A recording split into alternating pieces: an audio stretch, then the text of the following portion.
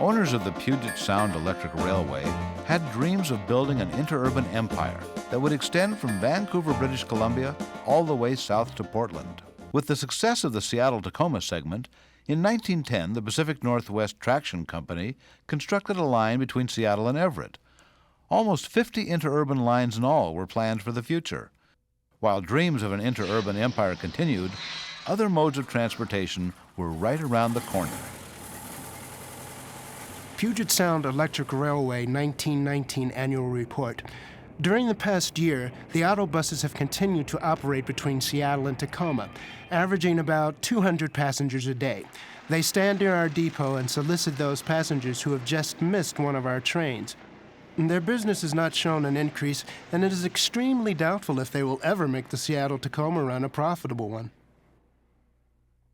Despite the competition, passengers continued to enjoy the efficiency and dependability of the interurban, and only occasionally were disappointed. The interurban had a number of problems. In the wintertime, it was ice on the third rail that they would have to send scrapers out in the morning so the cars could operate. They had floods every few years that would run down the streets of Kent and cover the car barn tracks and close the interurban down. When the big flood in 1921 washed out the right-of-way, they decided to abandon the Puyallup line. About the same time, they were experiencing problems with fly-by-night stage lines in the valley. So rather than fight them, the company joined them, and they started their own commuter bus between Auburn and Buckley and Enumclaw. Competition from buses and automobiles now threatened the very existence of the interurban. When a massive snowstorm buried Seattle and Tacoma in 1916, the Interurban's newsletter used the event to discredit this new mode of transportation. The Puget Sound Electric Railway employed every available device to clear its tracks. A large crew of men worked day and night to clear the tracks at the earliest possible moment. No expense was spared. During this time, the motor buses were stabled. They had neither the facilities nor the means to procure them to fight the snow. It was simply a concrete example of their lack of dependability under all circumstances. Ridership reached a peak in 1919 with 3 million passengers. Seemingly, the line was still going strong, but these figures were deceptively high. Between 1917 and 1920, trains with as many as 6 cars shuttled World War I servicemen from Seattle to Fort Lewis. The war activity inflated ridership numbers, hiding the fact that normal patronage was actually falling. Already unhappy with higher ticket prices, passengers were further frustrated by schedule delays caused by increased traffic congestion. Roads originally designed for horses were now packed with automobiles, buses, and streetcars. The freight business, which had been so consistent, was experiencing a similar downturn. Coal hoppers stood empty on tracks as demand for coal from the Renton mines decreased. Roads were now built with asphalt, replacing the flat cars full of bricks the interurban used to haul from the Renton Denny Clay Company. One of the few freight businesses that was increasing was hauling materials and workers to highway construction sites. Just as the steam trains helped build the interurban railway, the interurban was now building its competition. What began as a series of small roads built in the 1920s were eventually linked together as Highway 99 in 1928, creating a 60-mile path from Everett to Tacoma. Automobiles moved people from door to door. Sunday drives became a pastime. Trucks hauled goods more efficiently, unencumbered by the interurban's set schedules and fixed routes. The same year Highway 99 was completed, total ridership on the Puget Sound Electric fell to its lowest point.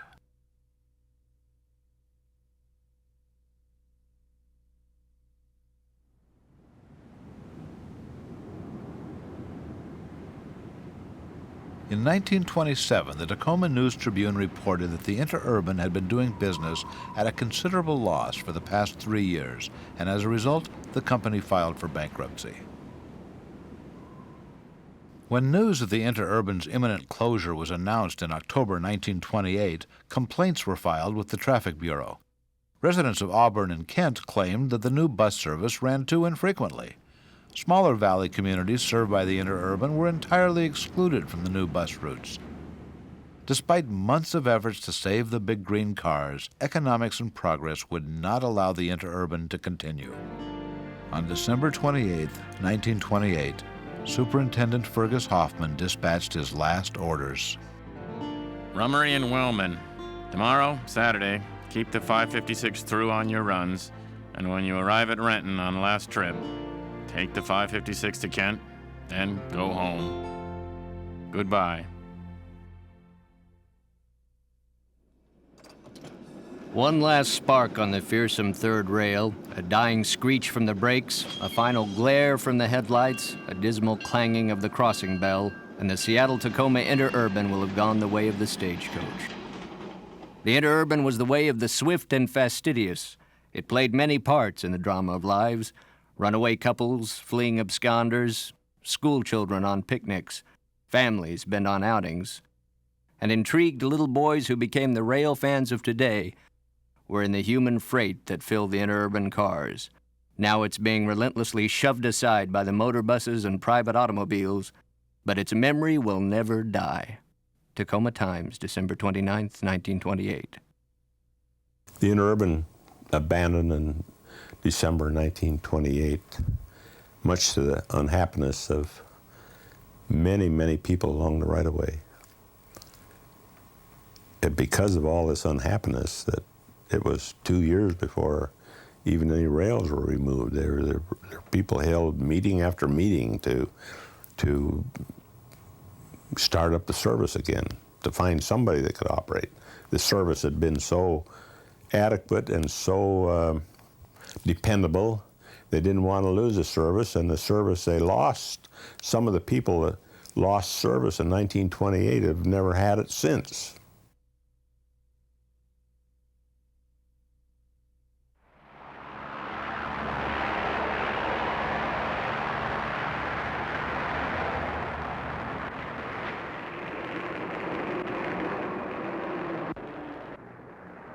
In 1937, Seattle began testing trackless trolley cars. Their success eventually brought an end to the Seattle-Everett Railway in 1939. It was the last of the interurban lines. With the new transit system approved, construction crews began installing the overhead lines. 4 years later, the new trackless trolley system was completely installed. Crisscrossing Seattle and reaching far into the suburbs, the new trolleys carried an estimated 57 million people. 3 years later, Seattle was served by 292 trolley coaches with a ridership that reached an all-time high of 130 million passengers. Ultimately, this system evolved into the current bus system known as Metro.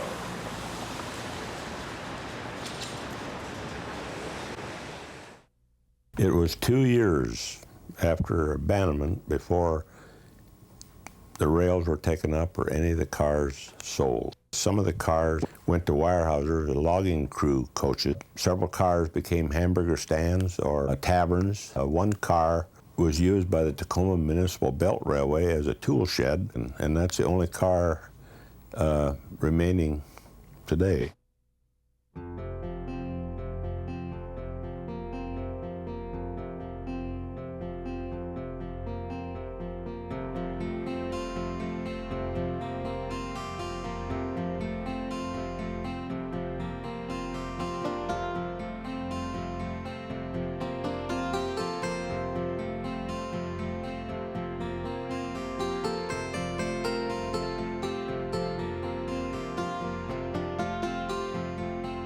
The only evidence that the interurban ever operated is the interurban building, Occidental and Yesler Way, which still is called the interurban building.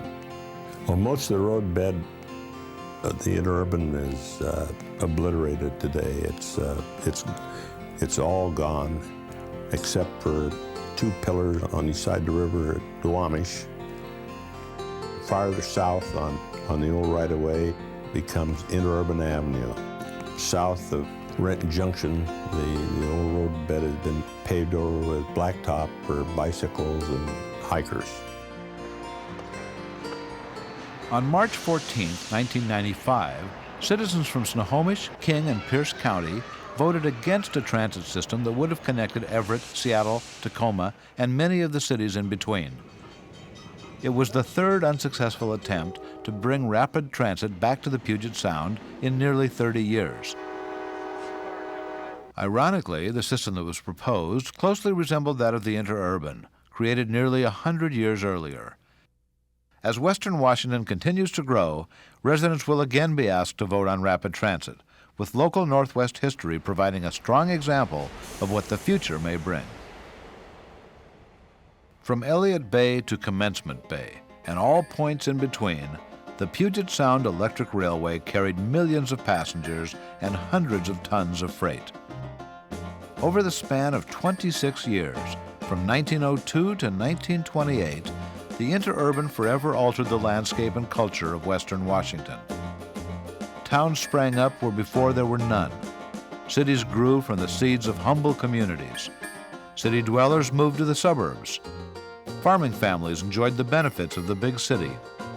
Though the Interurban has been gone for nearly 60 years, its impact will continue to affect the Northwest forever. All aboard!